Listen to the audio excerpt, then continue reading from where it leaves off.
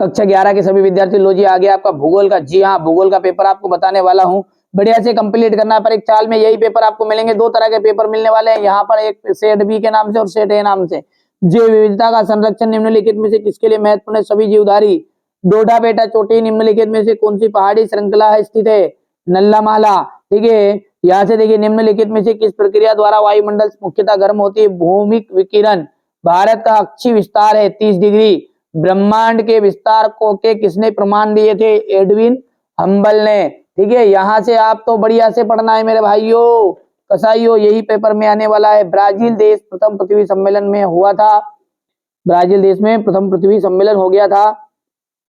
हिमालय के गिरिपद पर पर्णपाती वन पाए जाते हैं। कर्नाटक राज्य पूर्व मानसून वर्षा आम्र वर्षा को कहते हैं। भूतल वहां बिंदु जो भूकंप के उद्घाटन बहुत सी संबंधित भू आकृतियां भूदृश्य बनाती है। सबसे अधिक गर्भ प्रशांत महासागर में मिलते हैं। स्थल मंडल का आपका जाएगा भूपर्पटी व मेटल का ऊपरी भाग। अंतर्जलीय बल, ठीक है, भू आकृति निर्माण, पृथ्वी का जो कंबल है वो जलवाष्प को कहा गया है। भारत का क्षेत्रफल 32.8 लाख वर्ग किलोमीटर आ जाएगा। ठीक है, लूनी नदी इसका जाएगा राजस्थान। बढ़िया से आप तो कंप्लीट करो, यही प्रश्न आपको परीक्षा हाल में देखने को मिलेंगे। भूकंप यंत्र को क्या कहते हैं? सिस्मोग्राफ। चट्टानों का अपने स्थान पर चटकना या टूटना क्या कहलाता है? अपक्षय। शीत वाताग्र के साथ किस प्रकार के मेघ बनते हैं? कपासी मेघ। समान भौतिक लक्षणों वाले जीवों के समूह को क्या कहते हैं? प्रजाति।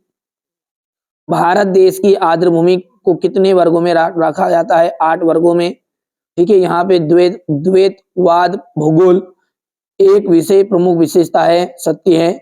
निहारिका परिकल्पना गणितज्ञ लाप्लेस ने प्रस्तुत की, सत्य है। ये क्वेश्चन नंबर 5 है। ये क्वेश्चन नंबर 6 आपको देखिए भौतिक भूगोल क्या है?